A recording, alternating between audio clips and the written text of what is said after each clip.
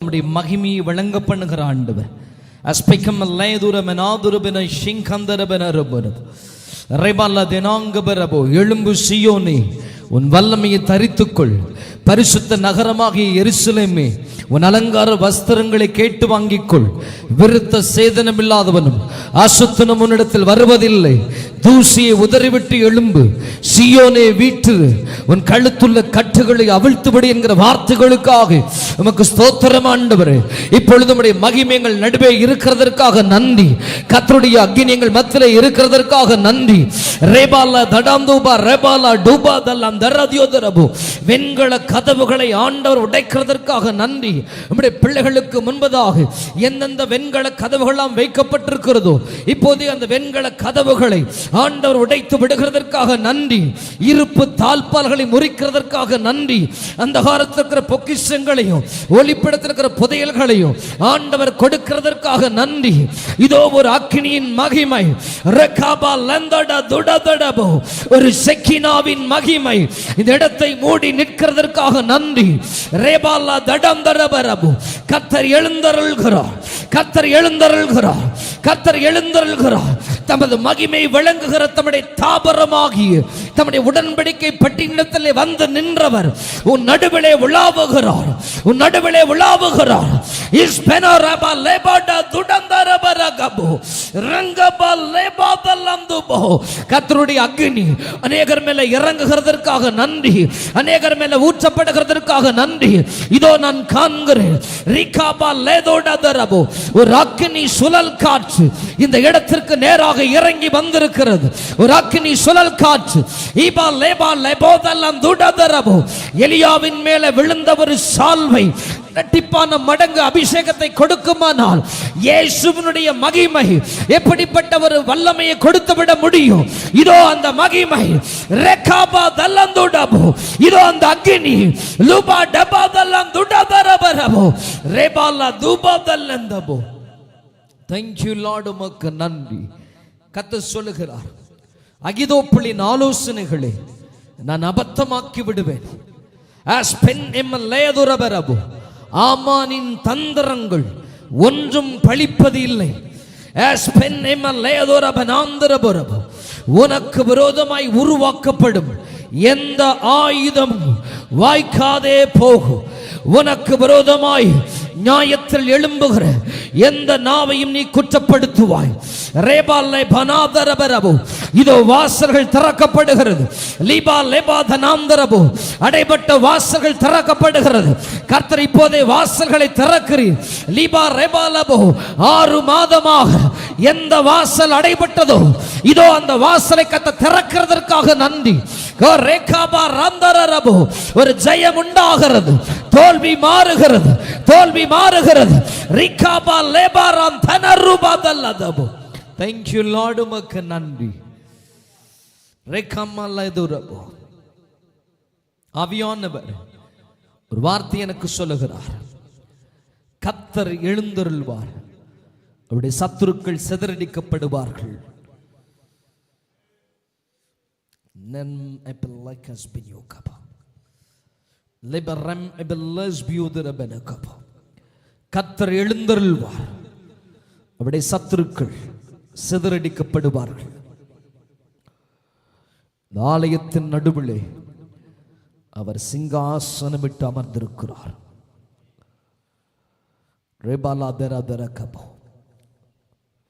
இதோ நான் சகலவற்றையும் புதிதாக்குகிறேன் என்று சொல்கிறார். சகலவற்றையும் புதிதாக்குகிறேன். முந்தினவைகளை நினைக்க வேண்டாம், பூர்வமானவைகளை சிந்திக்க வேண்டாம். இதோ நான் புதிய காரியத்தை செய்கிறேன். இப்பொழுதே அது தோன்றும், இப்பொழுதே அது தோன்றும். நீங்கள் அதை அறியீர்களா? நான் வனாந்திரத்திலே வழியையும் அவாந்திர வெளியிலே ஆறுகளையும் உண்டாக்குவேன். இதோ கர்த்தருடைய மகிமை ரூதானா ரெகாபா லெந்தடதுபோ இதனா நேஸ்பன ரெபாராபோ. கர்த்தர் தம்முடைய ஜனத்திற்காக வைராகியம் கொண்டு அவர்களை கடாட்சிக்கிற ஒரு நேரம் இது. கர்த்தர் கடாட்சிக்கிற ஒரு நேரம் இது. ஈகாபா லேதோடதரபோ. இதோ தேவ தூதர்கள் சில செய்திகளை ஏந்தி கொண்டு வந்திருக்கிறார்கள். இந்த இடத்தினுடைய சூழ்நிலை ஒரு அட்மாஸ்பியர் ஆண்டவர் மாற்றுகிறதை காண்கிறேன்.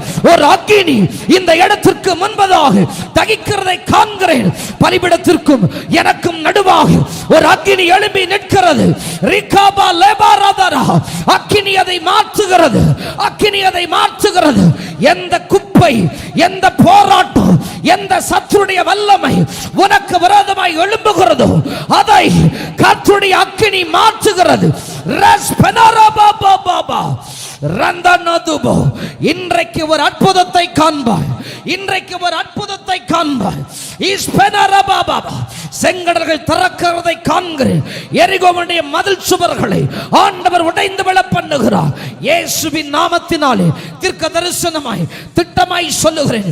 இத்தனை மாதங்களாக காணப்பட்ட ஒரு காரியத்தின் மேல கர்த்தருடைய கரம் இறங்குகிறது. ஆண்டவர் அந்த அற்புதத்தை இன்றைக்கு நடப்பிக்கிறார். ரிபாலா தனாந்தரபோ இன்றைக்கு நடப்பிக்கிறார். எஸ் லிபா லேபாதலபோ. இன்றே அந்த அற்புதம் புலப்படுகிறது. இப்பொழுதே அந்த அற்புதம் புலப்படுகிறது.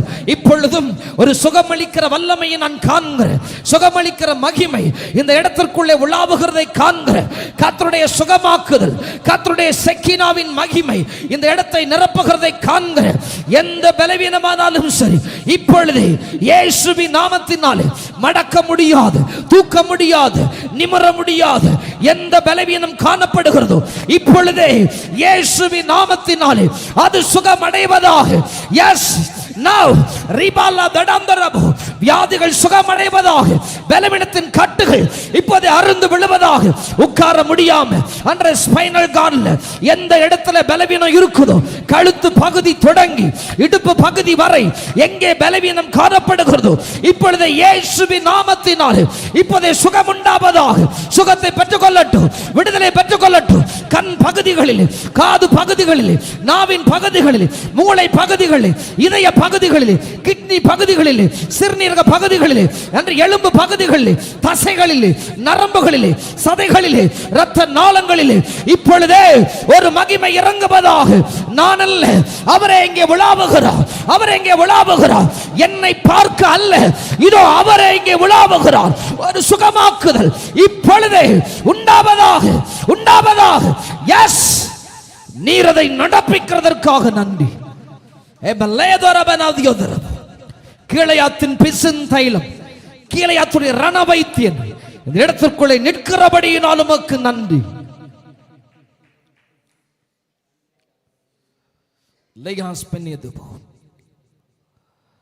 பெதஸ்தா குளத்தை கலக்குகிற போதெல்லாம் ஒரு அற்புதம் நடக்குமானால், தேவதூதன் கலக்கிற போதெல்லாம் ஒரு அற்புதம் நடக்குமானால், இது கர்த்தருடைய கரம். ஸ்பீக் மாஸ் பியூக்கபோ லெஹம் மாஸ் பின்எம் லேதுரபனாத்தரபரோ இகஸ்பென்னரபோ. நான் தீர்க்க தரிசனமாய் கர்த்தருடைய வார்த்தையின்படி சொல்லுகிறேன். இன்று கண்ட எகிப்தியனை இனி ஒருபோதும் காண மாட்டாய். எகிப்திற்கு வரப்பண்ணின கொடிய ரோகங்களில் ஒன்று உனக்கு வரப்பண்ணேன். நானே உன் பரிகாரியாகிய கர்த்தர். வார்த்தை கொடுக்கிறதற்காக நன்றி. காரியத்தை கர்த்தர் மாறுதலாய் முடிய பண்ணுகிறதற்காக நன்றி. இயேசுவின் நாமத்தில் ஜெபிக்கிறோம் நல்ல பிதாவே, ஆமென். ஹல்லேலூயா. எத்தனை பேர் சந்தோஷமாக இருக்கிறீர்கள்? இந்த நாளிலும் ஆண்டவர் நம்மை இந்த இடத்துக்குள்ளே கர்த்தர் ஒன்று கூட்டி இருக்கிறார். நான் இன்றைக்கு உங்களோடு கூட கர்த்தருடைய வார்த்தைகளை பகிர்ந்து கொள்ள கர்த்தர் கொடுத்த இந்த கிருபைக்காக ஆண்டவருக்கு நன்றி சொல்லுகிறேன். அருமையான பாஸ்டர் அவர்கள் என்னை அழைத்த பொழுது இது மாதிரி இந்த ஆகஸ்ட் 15ஆம் தேதி நீங்கள் வர வேண்டும் என்று சொன்னார்கள். பாஸ்டர் நடுவிலே பல மாதங்களுக்கு அப்புறம் இந்த இடத்துல கர்த்தர் கொடுத்திருக்க கிருபைக்காக நன்றி. அருமையான சகோதரியை பார்க்கல சந்தோஷம், பிள்ளைகளை பார்க்கல சந்தோஷம், அருமையான அப்பாவையும் அம்மாவையும் பார்க்கிறது ஒரு பெரிய சந்தோஷம். நான் உங்களை பார்க்கல ரொம்ப சந்தோஷப்படுறேன். ஆண்டவர் இந்த நாளை நம்மோடு கூட பேசும்படி எசேக்கியேல் தீர்க்கதரிசன புத்தகம் 22ஆம் அதிகாரம் 22ஆம் அதிகாரத்தினுடைய ஒரு வேத பகுதியை நாம் வாசிக்க கேட்கலாம். எசேக்கியேல் தீர்க்கதரிசன புத்தகம் 22ஆம் அதிகாரம் 22ஆம் அதிகாரத்தினுடைய 30ஆம் வசனம்.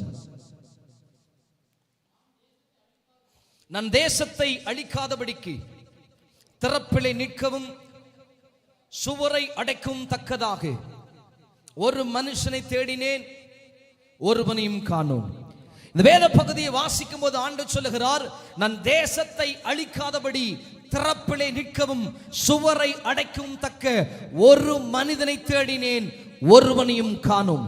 இன்னைக்கு ஆண்டவர் நமத்திலே வைக்கிற ஒரு மிகப்பெரிய சவால் என்னவென்றால், ஒரு மனிதனை தேடினேன், ஒருவனையும் காணவில்லை. ஆண்டவர் இன்றைக்கு இந்த இடத்திற்குள்ளே நம்மை கொண்டு வந்ததற்கு ஒரு நோக்கமும் முகாந்தரமும் உண்டு. தாவீது பெலிஸ்தருடைய பாளையத்திற்குள்ளே உள்ளே பிரவேசிக்கிற போது அவன் சகோதரர்கள் சொன்னார்கள், நீ ஏன் இந்த இடத்திற்கு வந்தாய் என்று கேட்ட பொழுது தாவீது சொன்னார், நான் இந்த இடத்திற்கு வந்ததற்கு முகாந்தரம் இல்லையோ என்பதாக கேட்டான். இந்த நாளிலே வந்திருக்கிற அமர்ந்திருக்கிற உங்களை பார்த்து ஆண்டவர் சொல்லுகிறார், உன்னை இந்த இடத்திற்குள்ளே கொண்டு வந்ததற்கு திட்டமான ஒரு முகாந்தரம் இருக்கிறது. ஒரு திட்டத்தோட கர்த்தர் நம்மை அழைக்க பண்ணியிருக்கிறார். நான் நம்புகிறேன், அக்கினி தகிக்கிற இடத்திற்குள்ளே எவன் ஒருவன் உள்ளே நுழைகிறானோ அவனை அக்கினி பாதிக்காமல் விடுகிறதில்லை. இந்த இடத்திற்குள்ளே அக்கினி ஜுவாலையானவர் உள்ளே வந்திருக்கிறபடியினாலே இந்த அக்கினி நம்மை தொடாமல் அனுப்ப போகிறதில்லை. இந்த அக்கினி நமக்குள்ளே ஒரு மாறுதலை கொண்டு வராமல் நம்மை திரும்ப அனுப்ப போகிறதில்லை. அக்கினியின் வல்லமை நம்மை தொட்டே ஆக போகிறது. அக்கினி ஜுவாலை நமக்குள்ளே ஏதோ ஒன்றை செய்து முடித்தே ஆக போகிறது. ஆண்டவர் இன்றைக்கு நம்மை கொண்டு வந்ததற்கு ஒரு திட்டமான ஒரு நோக்கம் உண்டு. ஹல்லேலூயா. ஆண்டவர் ஒரு முகாந்தரத்தோட நம்மை இந்த இடத்திற்குள்ளே கொண்டு வந்திருக்கிறார். ஆமென். அவர் சொல்றாரு, நான் ஒரு மனிதனை தேடினேன், ஒருவனையும் காணவில்லை. நம்ம தேவ சமூகத்திலே ஆண்டவரை பல காரியங்களுக்காக தேடுறோம். ஆண்டவரே, இந்த அற்புதம் எனக்கு நடக்கட்டும், ஆண்டவரே இந்த காரியத்தில் எனக்கு மாறுதல் வரட்டும், இதில் எனக்கு ஒரு நன்மை உண்டாகட்டும் என்று கேட்கிறோம். ஆண்டவரை இதில் எல்லாம் தேடுகிற போது ஆண்டவர் சொன்னாரு, நானும் ஒரு மனிதனை தேடுகிறேன். அல்லேலூயா. ஆண்டவர், நீங்கள் வேதாகமத்தை வாசிக்கும் போது ஆதியாகம புஸ்தகம் தொடங்கி வெளிப்படுத்தின விசேஷம் வரை ஆண்டவர் அந்தந்த யுகங்களிலே மனிதர்களை தேடிக்கொண்டே இருக்கிறார். ஆண்டவருக்கு மனிதர்கள் தேவை. ஆண்டவர் மனிதர்களிடத்திலே தன் இருதயத்தை பகிர்ந்து கொள்ள, தன்னுடைய பாரத்தை பகிர்ந்து கொள்கிறதற்கான நபர்களை ஆண்டவர் தேடிக்கொண்டே இருக்கிறார். நான் நம்புகிறேன், இந்த ஆகஸ்ட் மாதம் 15ஆம் தேதி 79வது சுதந்திர தினத்திலே ஆண்டவர் தேடுகிற மனுஷியாய் கர்த்தர் உங்களை கொண்டு வந்திருக்கிறார். அதற்காகத்தான் இந்த இடத்துக்குள்ளே கர்த்தர் உங்களை அமர பண்ணியிருக்கிறார். உங்க மேல திட்டமான தேவனுடைய நோக்கம் இருக்கிறது. உங்க மேல திட்டமான தேவனுடைய சித்தம் இருக்கிறது. தேவ சித்தம் இல்லாமல் கர்த்தர் உங்களை இந்த இடத்துக்குள்ளே கொண்டு வரவில்லை. நம்மை குறித்து பரலோகத்துக்கு ஒரு நோக்கம் இருக்கிறது. நோக்கத்தோட கர்த்தர் கொண்டு வந்திருக்கிறார். ஆமென். இன்னைக்கு ஆண்டவர் மனிதர்களை தேடுகிறார். சொல்றாரு, நான் மனிதனை தேடினேன் என்பதாக சொல்லுகிறார். இந்த வேத பகுதியை வாசிக்கும் போது வானத்தையும் பூமியையும் உண்டாக்கின ஆண்டவருக்கு ஒரு மனிதன் கூடவா இல்லை என்றால், ஆம், அவருக்கு ஒரு மனிதன் கூட இல்லை. அவர் யாரோ ஒருவரை தேடுகிறார். அவருக்கு தேவை பெரும்பான்மையான ஒரு கூட்டம் அல்ல, ஆண்டவருக்கு தேவை சிறுபான்மையான ஒரு கூட்டம். ஆண்டவருக்கு தேவை ஒரு பெரிய பலம் படைத்தவன் அல்ல, ஆண்டவருக்கு தேவை ஒரு பலவீனமான ஒரு மனிதன். மீதியானுடைய கைக்கு தன்னுடைய ஆளையை தப்புவிக்கும்படி, தன்னுடைய கதிரை தப்புவிக்கும்படி கிதியோன் போரடித்துக் கொண்டிருந்த பொழுது கர்த்தருடைய தேவதூதனானவன் கிதியோனுக்கு முன்பதாக தரிசனமாக்கி சொல்லுகிறார், பராக்கிரமசாலியே, கர்த்தர் உன்னோடு கூட இருக்கிறார். அவன் சொல்லுகிறான், கர்த்தர் எங்களோடு கூட இருப்பாரானால் ஏன் எங்களுக்கு இவைகளெல்லாம் நடக்கிறது என்று கேட்கிறான். இங்கே கவனிக்கும் போது ஆண்டவர் ஒரு மிகப்பெரிய சேனையினுடைய தளபதியை தேடவில்லை, மிகப்பெரிய பராக்கிரமசாலியை தேடவில்லை, பலவீனமான ஒரு கிதியோனை ஆண்டவர் தேடினார். ஒருவேளை கர்த்தருடைய பிள்ளைகளே, நீங்கள் பலவீனமானவர்களாக இருக்கலாம். கர்த்தருடைய பிள்ளைகளே, ஒருவேளை நீங்கள் இருக்கிற இடத்திலே மற்றவனால் தள்ளப்பட்டவனாக இருக்கலாம், புறக்கணிக்கப்பட்டவனாக இருக்கலாம், மனிதனுடைய பார்வையிலே அற்பமானவனாக இருக்கலாம், தோல்வி அடைந்தவனாக இருக்கலாம். நீங்கள் தான் தேவனுக்கு தேவை. அவருக்கு தேவை பெரும் பலம் படைத்தவன் அல்ல, அவருக்கு தேவை மிகப்பெரிய சரீரம் படைத்தவன் அல்ல, அவருக்கு தேவை பலவீனமான ஒரு மனிதன். இயேசு கிறிஸ்து பேதுருவை சந்திக்கிற போது பேதுரு கடலிலே இறங்கி தன் வலைகளை அலசிக் கொண்டிருந்தார். ஆண்டு சொல்றாரு, உன் படக ஆழத்துல தள்ளிட்டு போய் வலையை போடு என்று சொன்ன பொழுது பேதுரு சொல்றாரு, ஆண்டவரே, ராம் முழுதும் பிரயாசப்பட்டும் எனக்கு ஒன்றும் அகப்படவில்லை, ஆகிலும் உம்முடைய வார்த்தையின்படி வலையை போடுகிறேன் என்று சொன்ன பொழுது வலையை போட்டார். ஒரு அற்புதம் நடந்தது. பேதுருவை தேடி வந்த பொழுது பேதுரு நிறைந்தவன் அல்ல, மிகப்பெரிய மேன்மை உள்ளவன் அல்ல, பேதுரு வெறுமையானவன். பேதுருடைய கரத்தில் ஒன்றுமில்லை. ஆனால் கர்த்தருக்கு தேவை வெறுமையான ஒரு மனிதன். இந்த இடத்துல அமர்ந்திருக்கிற நீங்கள் வெறுமையாக இருக்கலாம், சிறுபான்மையராக இருக்கலாம், சிறுமைப்பட்டவனாக இருக்கலாம், பலவீனனாக இருக்கலாம், ஆகாதவனாக இருக்கலாம், தள்ளப்பட்டவனாக இருக்கலாம். ஆனால் ஆண்டவருக்கு நீங்கள் தேவை என்பதுதான் நான் கொண்டு வந்திருக்கிற ஒரு செய்தி. இந்த வேதாகமும் அந்த செய்தி தான் சொல்லுகிறது. எவன் பலவீனனோ, எவன் வியாதிப்பட்டவனோ, எவன் ஒன்றுமற்றவனோ அவனே தேவை. ஆமென். அப்படியான கர்த்தர் நம்மை கொண்டு வந்திருக்கிறார். ஆமென். என்னால என்ன ஆண்டவரை செய்ய முடியும்? உன்னால ஒன்னும் செய்ய முடியாதுன்னு தெரியும். என் கிருபை உனக்கு போதும், உன் பலவீனத்திலே என் பலன் பரிபூர்ணமாய் விளங்கும். உன்னால முடியாதுன்னு தெரியும், என்னாலே ஆகும் என்று கர்த்தர் சொல்லுகிறார். உன்னாலே ஆகும் என்றால் உன்னை கொண்டு வர வேண்டிய அவசியம் இல்லை. நான் ஏற்கனவே நிறைந்தவன் என்றால் என்னை பயன்படுத்த வேண்டிய அவசியம் இல்லை. நான் குறைவுள்ளவன், நான் வெறுமையானவன், அதனால் என்னை நிறைய பண்ணும்படி தேவன் விரும்புகிறார். ஆமென். உலகமோ பெரும்பான்மையை தேடுகிறது, உலகமோ நிறைவுள்ளவனை தேடுகிறது, உலகமோ ஜெயித்தவனை தேடுகிறது. ஆனால் என் ஆண்டவரோ ஜெயித்தவனை தேடவில்லை, பெரும்பான்மையை தேடவில்லை, தோற்றவனை தேடுகிறார், உடைந்தவனை தேடுகிறார், உடைக்கப்பட்டவனை தேடுகிறார். அப்படியானால் நீங்கள் தான் தேவன் தேடுகிற மனுஷன், நீங்கள் தான் தேவன் தேடுகிற மனுஷி. உங்களை ஆண்டவர் தேடுகிறார். ஆமென். இந்த வேத பகுதியை வாசிக்கும் போது ஆண்டவர் 4 விதமான நபர்களை தேடுகிறார். எசேக்கியேலின் புத்தகம் 22ஆம் அதிகாரம் 22ஆம் அதிகாரத்தினுடைய 25ஆம் வசனம். அதில் உள்ள தீர்க்கதரிசிகள் அதன் நடுவில் கட்டுப்பாடு பண்ணுகிறார்கள், அதன் நடுவில் கட்டுப்பாடு பண்ணுகிறார்கள். கெர்ச்சிக்கிற சிங்கம் இரை கவ்வுகிறது போல ஆத்துமாக்களை அவர்கள் பட்சிக்கிறார்கள். திரவியத்தையும் விலை உயர்ந்த பொருள்களையும் வாங்கிக் கொள்ளுகிறார்கள். அதன் நடுவில் ஆண்டவர் முதலாவது யாரை தேடுகிறார் என்றால், தீர்க்கதரிசிகளுக்கு நடுவாக ஒரு மனிதனை கர்த்தர் தேடுகிறார். தீர்க்கதரிசி என்பவன் யார்? தீர்க்கதரிசி தேவனுடைய வாயை போன்றவன். தீர்க்கதரிசி மனிதர்களுக்காக பேசுகிறவன் அல்ல. அவனுக்கு மனிதனுடைய ஆதாயம் தேவையில்லை. இன்றைக்கு தேசத்தின் நடுவாக தீர்க்கதரிசிகள் பரவி இருக்கிறார்கள். ஆனால் தீர்க்கதரிசிகள் மனிதனுடைய இதயத்துக்கு ஒத்ததை பேசுகிறார்கள். என் ஆண்டவருக்கு தேவை மனிதனுடைய இதயத்துக்கு ஒத்தவனை பேசுகிறவன் அல்ல, அவருடைய இதயத்துக்கு ஏற்றதை பேசுகிற தீர்க்கதரிசிகள் தேவை. தீர்க்கதரிசி என்பவன் தேவனுடைய வாய் போன்றவன். ஆனால் இங்கே நடக்கிற காரியம் என்னவென்றால், தீர்க்கதரிசிகள் தேவனுக்காக பேசவில்லை, அவர்கள் தங்களுக்காக கட்டுப்பாடு பண்ணினார்கள். தீர்க்கதரிசிகள் கர்ஜிக்கிற சிங்கத்தை இரை கவ்வுகிறதை போல ஜனத்தின் நடுவாக இருந்து இரையை கவ்வுகிறார்கள். அது மாத்திரமல்ல, அவர்கள் ஆத்துமாக்களை பட்சிக்கிறார்கள். திரவியத்தையும் வாசனை பொருள்களையும் தங்களுக்கு தேவையானதையும் தேடுகிறார்கள். அவர்கள் தேவனுக்குரியதை தேடாமல் போய்விட்டார்கள். ஆண்டவர் முதலாவது யார் நடுவாக எதை தேடுகிறார் என்றால், ஆண்டவர் தனக்கான நபர்களை தீர்க்கதரிசிகளுக்கு நடுவாக தேடுகிறார். அருமையான கர்த்தருடைய பிள்ளைகளே, ஆண்டவர் இன்றைக்கு தீர்க்கதரிசிகளுக்கு நடுவாக தேடுகிற போது, தேவனுடைய வாயாக இருக்க வேண்டிய தீர்க்கதரிசிகள் தேவனுக்கு உரியதை தேடவில்லை. அதனால் ஆண்டவர் திறப்பிலே நிற்கிற ஒரு மனிதனை தேடுகிறார். இரண்டாவது காரியம், எசேக்கியேல் தீர்க்கதரிசன புத்தகம் 22ஆம் அதிகாரம் 26ஆம் வசனம். அதன் ஆசாரியர்கள் என் வேதத்திற்கு அநியாயம் செய்து என் பரிசுத்த வஸ்துக்களை பரிசுத்த குலைச்சலாக்குகிறார்கள். பரிசுத்தம் உள்ளதற்கும் பரிசுத்தம் இல்லாததற்கும் வித்தியாசம் பண்ணாமலும் அசுத்தம் உள்ளதற்கும் அசுத்தம் இல்லாததற்கும் உண்டான வேற்றுமையை காண்பியாமலும் இருந்து என் ஓய்வு நாட்களுக்கு தங்கள் கண்களை மூடிக்கொள்ளுகிறார்கள். அவர்கள் நடுவிலே நான் கனஈனம் பண்ணப்படுகிறேன். இரண்டாவது ஆண்டவர் யார் நடுவே தேடுகிறார் என்றால், ஆசாரியர்கள் நடுவிலே தேடுகிறார். ஆசாரி என்றால் கர்த்தருடைய ஊழியன். இன்றைக்கு ஊழியம் என்பது மிகப்பெரிய வியாபாரம் ஒன்றாக மாறிவிட்டது. 10 4 ஊழியர்கள் கர்த்தருடைய ஊழியத்தை உண்மையாய் செய்கிறார்கள். ஆனால் உண்மையாய் செய்கிற ஊழியர்கள் பாடுபடுகிறார்கள், உபத்திரவப்படுகிறார்கள், அவர்கள் ஜனங்கள் நடுவிலே கனவீனமாக எண்ணப்படுகிறார்கள். ஆனால் இன்றைக்கு அநேகர் கர்த்தருடைய ஊழியத்தை தங்களுடைய சுய லாபத்திற்காக செய்கிறார்கள். இங்கே ஆசாரியர்கள் என்ன செய்கிறாங்க? என் வேதத்திற்கு அநியாயம் செய்தார்கள். ஆசாரியன் யாருக்கு நியாயம் செய்ய வேண்டியவன்? கர்த்தருடைய வேதத்துக்கு நியாயம் செய்ய வேண்டியவன். ஆனால் ஆசாரியன் கர்த்தருடைய வேதத்திற்கு என்ன செய்கிறான்? அநியாயம் செய்கிறான். அநியாயம் செய்கிறது மாத்திரமல்ல, பரிசுத்த வஸ்துக்களை பரிசுத்த குலைச்சலாக மாற்றுகிறார்கள். தொடர்ந்து இருக்கிற வேத வசனங்களை வாசிக்கும் போது அசுத்தம் உள்ளதற்கும் அசுத்தம் இல்லாததற்கும் வித்தியாசத்தை காண்பியாமல் இருக்கிறார்கள். காரணம் என்ன?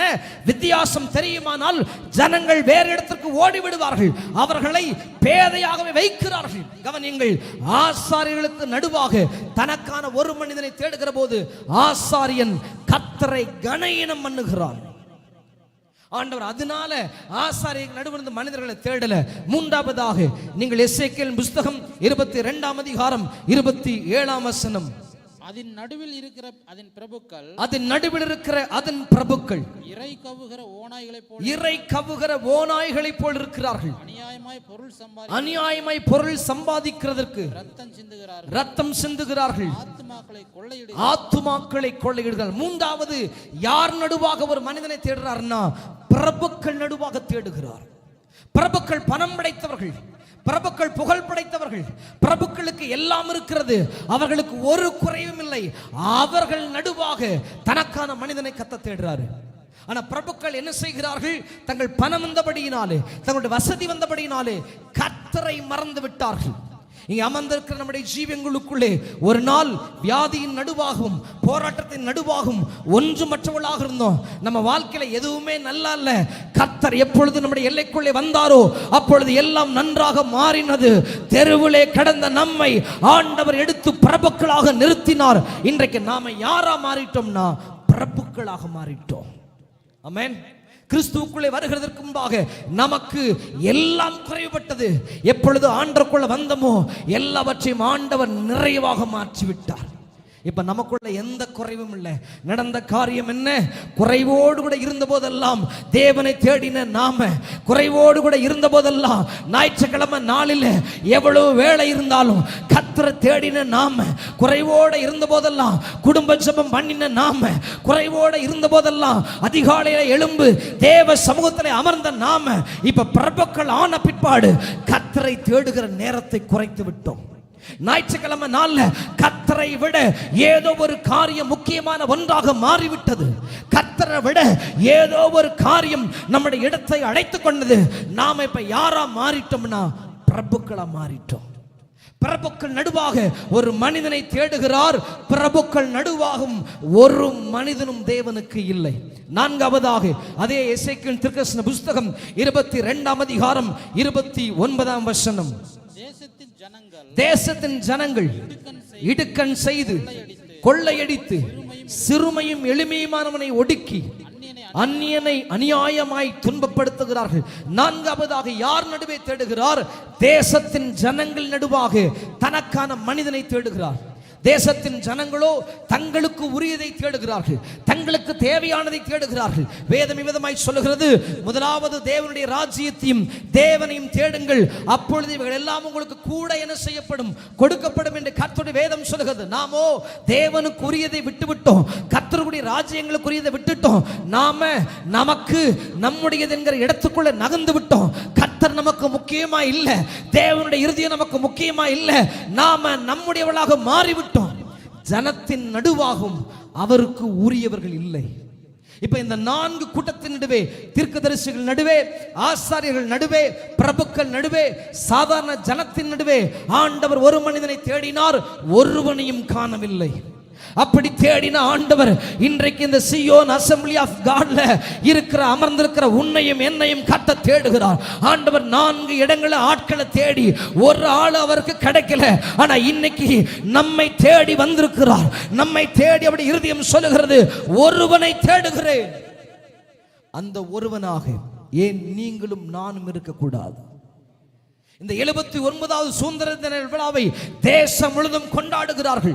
நான் வருகிற வழிகளே எல்லா இடத்திலும் இந்திய கொடி வைக்கப்பட்டது, இந்திய கொடி விற்கப்பட்டதை காண்கிறேன். சிறு பிள்ளைகள் தங்களுடைய கரங்களிலே இந்திய கொடியை வைத்திருக்கிறார்கள், வயதானவர்கள் தங்களுடைய வண்டியிலே இந்திய கொடியை வைத்திருக்கிறார்கள். தேசம் முழுதும் சுதந்திர தினத்தை கொண்டாடுகிறது. ஆனால் நம் தேசத்துக்குள்ளே நடந்து கொண்டிருக்கிற காரியம் என்ன? முன் எப்போதும் இல்லாததை விட தேசம் ஒரு மிகப்பெரிய பாவத்திற்குள்ளே போகிறதை காண்கிறோம். கர்த்தருக்கு விரோதமாய் தன்னுடைய முகத்தை திருப்புகிறதை காண்கிறோம். கர்த்தருக்கு தன் முதுகையும் விக்கிரங்களுக்கு தன் முகத்தையும் காண்பிக்கிறதை காண்கிறோம். அஸ்திரோத்தையும் பாகாலையும் தாகோனையும் தூக்கி பிடிக்கிற காரியத்தை காண்கிறோம். கர்த்தருக்கு விரோதமாய் துணிகரமாய் நிற்கிறதை காண்கிறோம். கர்த்தருடைய ஊழியர்களை கொன்று போடுகிற செய்தியை காண்கிறோம். கர்த்தருடைய ஊழியர் ரத்தம் சிந்தப்படுகிறதை காண்கிறோம். ஒருவன் ஆண்டவருக்காக நிற்பானால் அவன் அடிபடுகிறதை காண்கிறோம். தேசம் கர்த்தருக்கு விரோதமாய் துணிகரமாய் நிற்கிறதை காண்கிறோம். எங்களை கேட்பவன் யார்? நாங்கள் என்ன வேணாலும் செய்வோம் என்று தங்கள் மார்தட்டி பார்வோனை போல நிற்கிறதை காண்கிறோம். தேசம் தேவனுக்கு விரோதமாக நிற்கிறது. சிந்தப்பட்ட மிஸ்ரரின் ரத்தம் தேசத்திலே மறக்கடிக்கப்பட்டிருக்கிறது. ஊழியம் செய்த அநேக ஊழியருடைய காரியங்கள் தேசத்திலே மறக்கடிக்கப்பட்டிருக்கிறது. தேசம் கர்த்தருக்கு விரோதமான ஒன்றாக நிற்கிறது. இப்பொழுது இப்படி எல்லாம் தேசம் முழுதும் நின்று கொண்டிருக்கிற போது ஆண்டவருடைய இருதயத்தை புரிந்து கொள்ளுகிற ஒரு மனிதனை ஆண்டவர் தேடுகிறார். அருமையான கர்த்தருடைய பிள்ளைகளே, இந்த நாளில் நம்மை கர்த்தர் கொண்டு வந்ததுக்கு திட்டமான ஒரு நோக்கம் உண்டு என்று நான் நம்புகிறேன். ஆண்டவர் 120 பேருக்கு நடுவாக 70 பேரை தெரிந்து கொண்டதற்கு ஒரு திட்டமான நோக்கம் இருந்தது. 70 பேருக்கு நடுவாக 12 பேரை தெரிந்து கொண்டதற்கு திட்டமான நோக்கம் இருந்தது. 12 பேருக்கு நடுவாக 3 பேரை தெரிந்து கொண்டதற்கு திட்டமான ஒரு நோக்கம் இருந்தது. அந்த 3 பேராய் கர்த்தர் உங்களை அழைத்து கொண்டு வந்திருக்கிறார். உங்க மேல ஒரு திட்டமான நோக்கம் இருக்கிறது. நான் சொல்லுகிற செய்தி என் செய்தி அல்ல, இது தேவனுடைய செய்தி. ஆண்டவர் தேடுகிற மனிதனாய் உங்களை கர்த்தர் கொண்டு வந்திருக்கிறார். எந்த மனிதனை ஆண்டவர் தேடுகிறார்? தன் இருதயத்தை புரிந்து கொள்ளுகிற மனிதனை ஆண்டவர் தேடுகிறார். நான் உங்களை பார்த்து கேட்கிறேன், உங்களால் உங்கள் தேவனுடைய இருதயத்தை புரிந்து கொள்ள முடிகிறதா? தேவனுடைய இதய துடிப்பின் சத்தம் உங்களுக்கு கேட்கிறதா? நீங்கள் எப்பொழுது கடைசியாக தேவனுடைய இதய துடிப்பின் சத்தத்தை கேட்டீர்கள்? 12 பேரும் பந்தியிலே அமர்ந்திருக்கிறார்கள். பந்தியிலே அமர்ந்திருக்கிற போது ஆண்டவர் சொல்லுகிறார், உங்களில் ஒருவன் என்னை காட்டி கொடுப்பான் என்று சொன்ன பொழுது எல்லோரும் நானோ ஆண்டவரே, நானோ ஆண்டவரே என்று கேட்ட பொழுது அவர் அருகே அமர்ந்திருந்த யோவான் அவருடைய மார்பிலே சாய்ந்து கொண்டு கேட்டான், ஆண்டவரே நானோ என்று கேட்ட பொழுது ஆண்டவர் சொல்லுகிறார், இல்லை இல்லை, நீ இல்லை, இந்த தாளந்தில் கையிடுகிறவனே என்னை காண்பித்து கொடுப்பான் என்று சொன்ன பொழுது யூதாஸ் காரியோத்தை எழும்பி வெளியே போனான். இயேசுவை காட்டி கொடுத்தான். இயேசு காட்டி கொடுக்கப்பட்டார். 11 அப்போஸ்தலர்களும் பல இடங்களிலே சிதறி போனார்கள். யோவான் மாத்திரம் தன் மீது ஒரு துப்பட்டியை போர்த்துக் கொண்டு இயேசு போகிற வரை சிலுவை பரியந்தம் பின்பாக போனான். ஏனென்றால் இயேசுடைய இதய துடிப்பின் சத்தத்தை கேட்ட ஒருவனால் எப்படி பின்வாங்கி ஓடிவிட முடியும்? எல்லோரும் ஓடி போகிறதை போல யோவானால் ஓடி போக முடியவில்லை. காரணம், யோவான் இயேசுடைய இதய துடிப்பின் சத்தத்தை கேட்டிருந்தார். நான் இங்கே உங்களை பார்த்து கேட்கிறேன், நீங்கள் ரட்சிக்கப்பட்டு 10 ஆண்டுகளாக இருக்கலாம், 20 ஆண்டுகளாக இருக்கலாம், 25 ஆண்டுகளாக இருக்கலாம், 7 ஆண்டுகளாக இருக்கலாம், 6 மாதமாக இருக்கலாம். நான் கேட்கிறேன், என்னைக்கு ரட்சிக்கப்பட்டையோ அன்னைக்கு தேவனுடைய இதய துடிப்பின் சத்தம் உனக்கு கேட்டதல்லவா? இன்றைக்கும் அதே சத்தம் உனக்கு கேட்கிறதா? இன்றைக்கு ஆண்டவர் உன்னோடு கூட பேசுகிற சத்தம் கேட்கிறதா? அழிகிறார்களே அழிகிறார்களே, என் இதய துடிப்பின் பாரம் உனக்கு கேட்கிறதா என்று கர்த்தர் கேட்கிறார். யாரை நான் அனுப்புவேன்? யார் நமது காரியமாய் போவார் என்று ஏசாயாவுக்கு சொன்ன பொழுது ஏசாயா சொன்னார், ஆண்டவரே என்னை அனுப்பும், நான் போகிறேன் என்று சொன்னாரே. இன்றைக்கும் அதே இடத்துக்குள்ளே நாம் இருக்கிறோமா? இன்னைக்கு ஆண்டவர் உங்களோடு கூட பேசுகிறார். உன் பழைய அழைப்பு, உன் பழைய ஜெபம், தேவனோடு இருக்கிற பழைய உறவு இன்றைக்கும் இருக்கிறதா? ஒருவேளை அதில் குறைபாடு இருக்குமானால் கர்த்தருடைய வார்த்தையின்படி உனக்கு சொல்லுகிறேன், தேவன் உன்னை தேடுகிறார். தேவன் உங்களை தேடுகிறார். ஆண்டவர் தேடின 3 மனிதர்களை உங்களுக்கு முன்பாக வைக்க வேண்டும் என்று விரும்புகிறேன். வேகமாய் நான் ஓட விரும்புகிறேன். 1 சாமுவேல் புஸ்தகம், நேரமில்லை, 1 சாமுவேல் புஸ்தகம் 2ஆம் அதிகாரத்தை வாசிக்கும் போது அன்னாள் என்கிற ஒரு பெண் தனக்கு பிறந்த ஒரு பிள்ளையாகிய சாமுவேலை பால் மறந்த பிற்பாடு ஏலியின் இடத்திலே கொண்டு போய் விட்டு விட்டார்கள். ஏலியின் வீட்டிலே ஆசரிப்பு கூடாரத்துக்குள்ளே கர்த்தருடைய வேலையை சாமுவேல் செய்து கொண்டிருக்கிறார். ஒரு நாள் இரவு சாமுவேலே சாமுவேல் என்கிற கூப்பிடுகிற சத்தம் கேட்கிறது. இந்த சத்தம் கேட்ட பொழுது ஏலியின் இடத்திலே ஓடி போய் சொல்லுகிறார், நீர் என்னை அழைத்தீரா என்று கேட்கிறார். ஏலி சொல்லுகிறார், நான் உன்னை அழைக்கவில்லை, போய் படுத்துக்கொள். இப்படியே 3 விசை இந்த சத்தம் கேட்டபோது 3வது விசை ஏலி சொல்லுகிறார், இனி ஒரு முறை சத்தம் கேட்குமானால் ஆண்டவரே சொல்லும் அடியேன் கேட்கிறேன் என்பதாக சொல் என்று சொன்ன பொழுது திரும்பவும் சத்தம் கேட்கிறது. சாமுவேலே என்கிற சத்தம் கேட்ட பொழுது சொல்லும் ஆண்டவரே என்று சொன்ன பொழுது ஆண்டவர் பால் மறந்த ஒரு சிறு பிள்ளையினிடத்திலே தன் இதயத்தை கர்த்தர் வெளிப்படுத்துகிறார். கொஞ்சம் யோசித்து பாருங்கள். தேசத்திலே ஆசாரியன் இருக்கிறான், தேசத்திலே தீர்க்கதரிசி இருக்கிறான், தேசத்துக்குள்ளே பிரபு இருக்கிறான், தேசத்துக்குள்ளே சமஸ்த ஜனங்களும் இருக்கிறார்கள். ஆண்டவருக்கு அவர்கள் நடுவிலே ஒரு ஆள் கூட இல்லை. பால் மறந்த ஒரு பிள்ளையினிடத்திலே தன் இதயத்தை பகிர்ந்து கொள்ள ஆண்டவர் விரும்பினார். ஒரு சின்ன பிள்ளை அவனுக்கு என்ன புரியும்? ஒரு சிறு பிள்ளை எதை அறிந்து கொள்வார்? நம்ம சொல்ற பாரம் அந்த சின்ன பிள்ளைக்கு புரியுமான்னு தெரியாது. ஆனால் ஆண்டவருக்கு தன் இதயத்தின் பாரத்தை சொல்லுவதற்கு ஒரு ஆள் தேவை, ஒரு ஆள் தேவை. அவன் பால் மறந்த பிள்ளையா இருந்தாலும் அவனுக்கு அதை வெளிப்படுத்த விரும்பினார். இன்னைக்கு ஆண்டவர் நம்ம பிள்ளைகளை ஆண்டவர் பயன்படுத்தும்படி விரும்புகிறார். எத்தனை பேர் விரும்புறீங்க? என் பிள்ளைய ஆண்டவர் சிறு வயது தொடங்கி தரிசனத்துக்குள்ள என் பிள்ளை வளர்க்கப்படணும், என் பிள்ளை கர்த்தருடைய தீர்க்க தரிசனத்துக்குள்ள வளர்க்கப்படணும், என் பிள்ளை இப்பவே சொப்பனங்களை காண்கிறவனா மாறணும், கடைசி நாட்களிலே மாம்சமான யாவர் மேலுமே ஆவியை ஊற்றுவேன் என்று சொன்ன ஆண்டவர் அப்பொழுது உங்கள் குமாரர் சொப்பனங்களையும் உங்கள் வாலிபர் தரிசனங்களையும் காண்பார் என்று வேதம் சொல்றதுனால என் பிள்ளை கர்த்தருடைய தீர்க்க தரிசனத்தை உரைக்க வேண்டும் என்று எத்தனை தாய் தகப்பன் விரும்புறீங்க? எத்தனை தாய் தகப்பன் உங்கள் பிள்ளைக்காக இப்போவே ஜெபம் பண்றீங்க? அன்றைய என் பிள்ளையை பயன்படுத்துங்கன்னு ஜெபிக்கிறீங்க. தென் கொரியாவிலே எழுப்புதல் உண்டான பொழுது ஆண்டவர் 10 வயது நிரம்பின பிள்ளைகளை கர்த்தர் பயன்படுத்தினார். அந்த பிள்ளைகள் போகிற இடத்திலெல்லாம் அசுத்த ஆவியினால் பிடித்தவர்கள் அலறி அடித்தார்கள். ஒரு பெரிய எழுப்புதல் வெடித்தது. நான் இப்பொழுதும் ஜெபிக்கிறேன், ஆண்டவரே எங்க சபையில் இருக்கிற எங்க சின்ன பிள்ளைகளை, பால் மறந்த பிள்ளைகளை, 5வது படிக்கிற பிள்ளைகளை, 6வது படிக்கிற பிள்ளைகளை, 10வது படிக்கிற பிள்ளைகள் மேல உம்முடைய கிருபையும் அபிஷேகம் ஊற்றப்படட்டும் என்று கேட்கிறேன். எத்தனை தாய் தகப்பன் நீங்கள் ஆயத்தமாக இருக்கிறீர்கள்? ஆண்டவரே என் பிள்ளையை பயன்படுத்துங்க, என் பேர பிள்ளையை பயன்படுத்துங்க. ஆதி திருச்சபையிலே பிள்ளைகள் மேல நடந்த அதே அடையாளங்கள் என் பிள்ளைகள் மேல நடக்கட்டும் என்று எத்தனை பேர் கேட்க போகிறீங்க? எத்தனை தாய் தகப்பன் அதற்காக ஜெபம் பண்றீங்க? பால் மறந்த பிள்ளையினிடத்திலே தன் இருதயத்தை கர்த்தர் வெளிப்படுத்தினார். அப்படியானால் நம்முடைய பிள்ளைகளை கர்த்தர் பயன்படுத்தும்படி விரும்புகிறார். நன்றாய் கவனியுங்கள். இன்றைய சின்ன தலைமுறை 3வது படிக்கிற பிள்ளை, 4வது படிக்கிற பிள்ளை, 7வது படிக்கிற பிள்ளையினுடைய பாவங்கள் நம்முடைய செவியிலே எட்டுகிற போது நமக்குள்ளே எழும்புகிற ஒரு கேள்வி, 3வது படிக்கிற பிள்ளையா, 5வது படிக்கிற பிள்ளையா, 7வது படிக்கிற பிள்ளையா அப்படி செய்யறான், 10வது படிக்கிற பிள்ளையா அப்படி செய்யறாங்கிற ஒரு கேள்வி எழும்புகிறது அல்லவா? இது மாறி 7வது படிக்கிற நம்முடைய பிள்ளையின் மேல ஒரு தீர்க்கதரிசன அபிஷேகத்தை கர்த்தர் ஊற்ற பண்ணட்டும். 5வது படிக்கிற நம்ம பிள்ளையின் மேல ஒரு பரிசுத்தம் உள்ள தேவ மகிமை ஆண்டவர் ஊற்றட்டும். ஒரு மாறுதல் உள்ள சந்ததியை ஆண்டவர் உருவாக்கட்டும். ஆமென். ஆண்டவர் முதல்ல தேடின ஒரு மனிதன் பால் மறந்த ஒரு பிள்ளை. இரண்டாவதாக நான் ஒன்றை காண்பிக்க வேண்டும் என்று விரும்புகிறேன். யோசுவா என்னும் வாலிபன் ஆசரிப்பு கூடாரத்தை விட்டு பிரியாதிருந்தார். இரண்டாவது ஆண்டவர் யாரை பயன்படுத்துவார், யாரை தேடுவார்? வாலிபர்களை கர்த்தர் பயன்படுத்துவார். அல்லேலூயா. இன்றைக்கு வாலிபனை தேடி பாவம் ஓடின காலம் போய் இன்றைக்கு பாவம் வாலிபனை தேடி வருகிறது. நம்முடைய பிள்ளைகள் வாலிபத்தில் எப்படியெல்லாம் தப்பித்துக் கொள்ளும்படி ஓடுகிறார்கள், ஆனால் பாவம் அவர்களை துரத்துகிறது.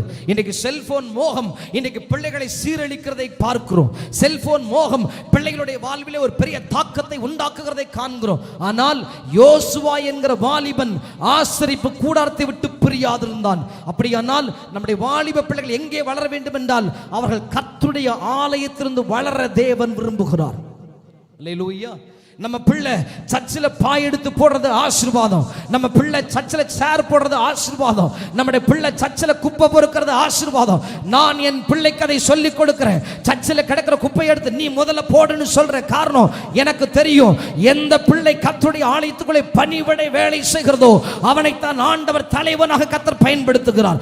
உங்க வாலிப பிள்ளைகளை கர்த்தருடைய ஆலயத்துக்குள்ளே பணிவிடை வேலை செய்யும்படி பயன்படுத்துங்கள். பிள்ளைகளை கர்த்தருடைய ஆலயத்துக்குள்ள வளர்க்க பாருங்கள். அப்படி வளர்ந்த ஒரு வாலிபன் தான் யோசுவா. கர்த்தர் அவனை 20 லட்சத்துக்கு மேற்பட்ட ஜனங்களுக்கு தலைவனாக கர்த்தர் பயன்படுத்தினார். ஆண்டவர் இரண்டாவது வாலிபர்களை தேடுகிறார். மூன்றாவது நான் கடைசியாக இதை சொல்லி ஜெபித்து முடிக்க விரும்புகிறேன். நீங்கள் ஆதியாகமத்தின் புத்தகம் 18ஆம் அதிகாரம் 18ஆம் வசனத்தை வாசிக்கும் போது அந்த வசனத்தை கொஞ்சம் வாசிருங்க. ஆதியாகமத்தின் புத்தகம் 18ஆம் அதிகாரம் 18ஆம் வசனம்.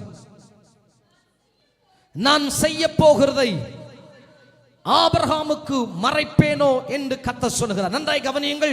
இங்கே காண்பிக்கிற ஆபிரகாமுடைய வயது 75 வயதுக்கு மேலே. இன்னும் சொல்ல வேண்டுமானால் ஒரு வயது முதிர்ந்த ஒரு நிலைமையில் ஒரு வயசான ஒரு நிலைமையில் இருக்கிற ஒரு மனிதன், அந்த மனிதனை பார்த்து கர்த்தர் சொல்றாரு, நான் செய்ய போகிறதை ஆபிரகாமுக்கு மறைப்பேனே என்று சொல்லுகிறார். என்ன நடக்குது அப்படின்னா, பரலோகம் ஒரு கலந்துரையாடல் இருக்குது.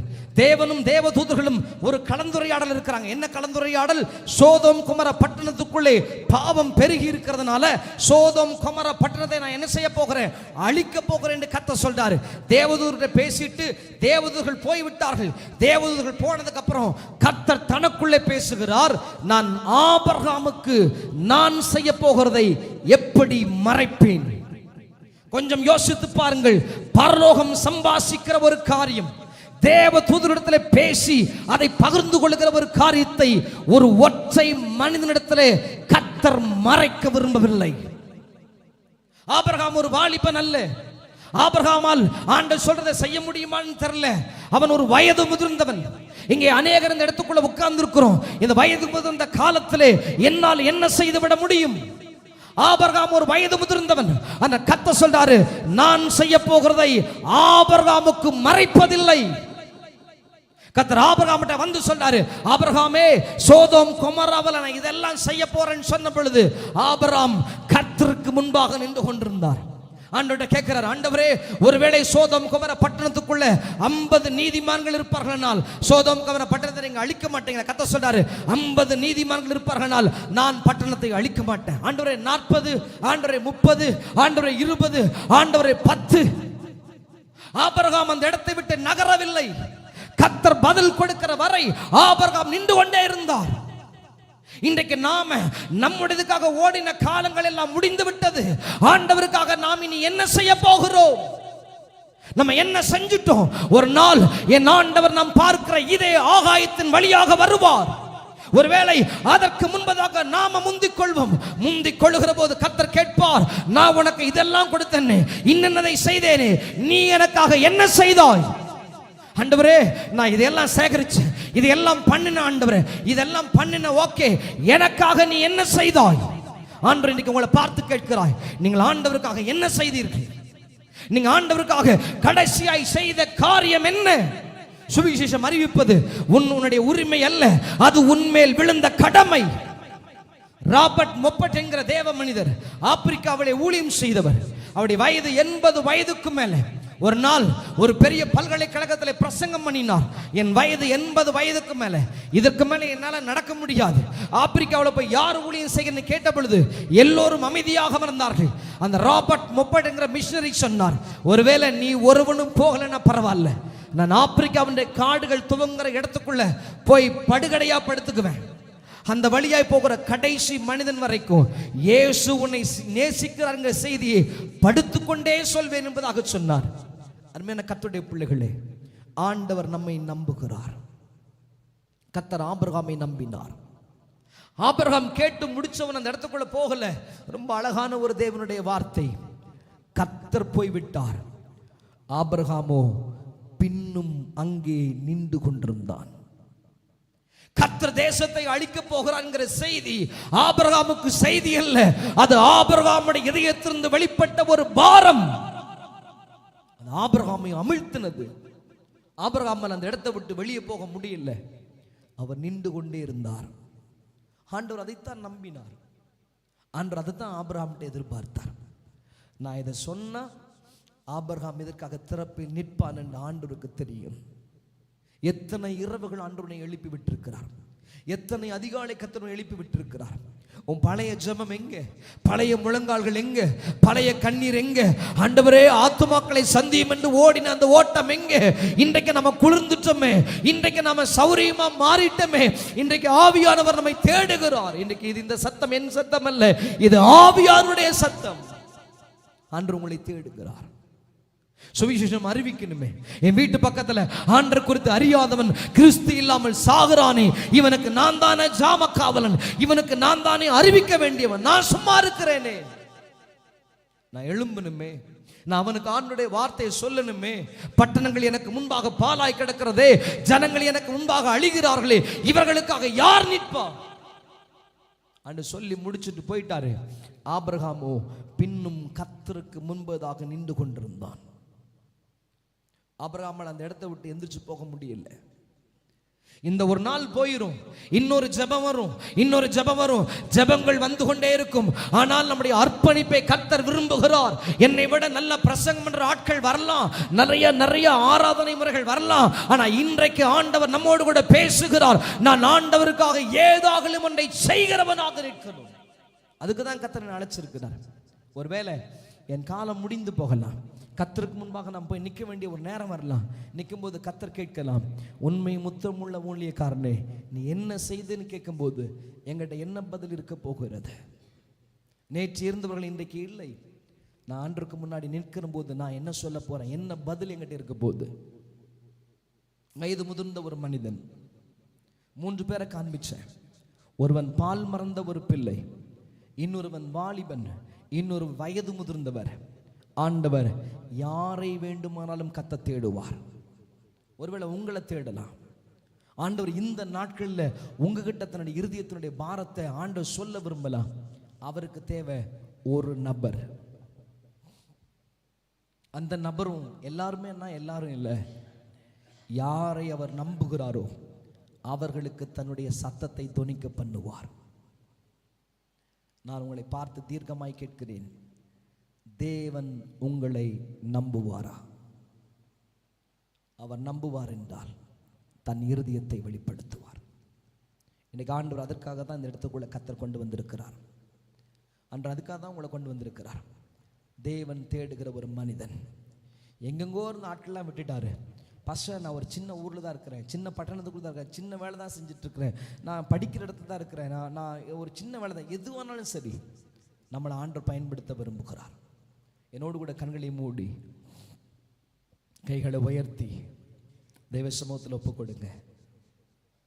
தேவன் தேடுகிற மனுஷனாய் நீர் என்னை தெரிந்து கொண்டதற்காக உமக்கு ஸ்தோத்திரம். ஆண்டவர் வியாகுலப்படுகிறவராய் இந்த இடத்துக்குள்ளே நிற்கிறதை நான் பார்க்கிறேன். அவருடைய கண்ணீரை கண்ட ஒருவனால் சும்மா அவரை விட்டுட்டு ஓடிவிடவே முடியாது.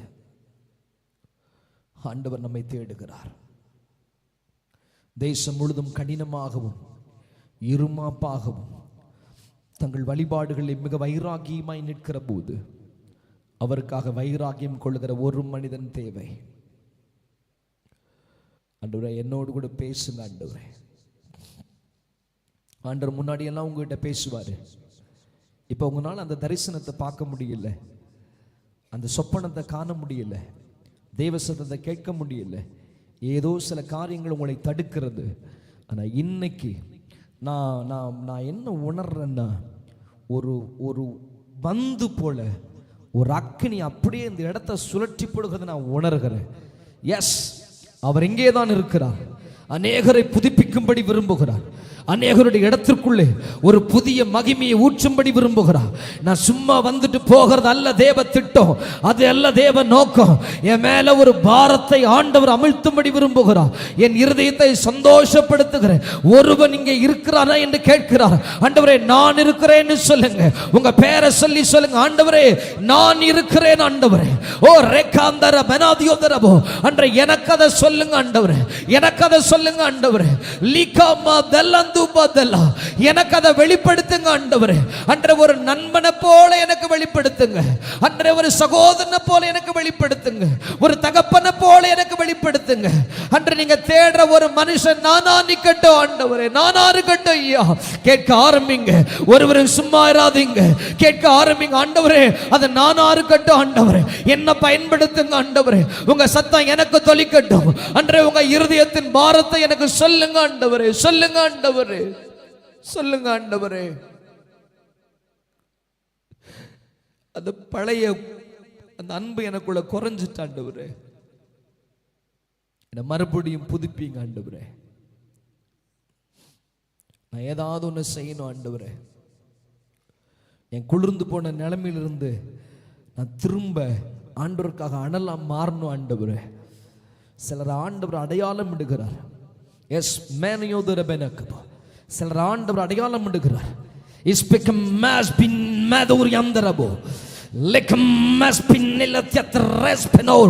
சிலர் மேல கர்த்தருடைய முத்திரை வைக்கப்படுகிறதை காண்கிறேன்.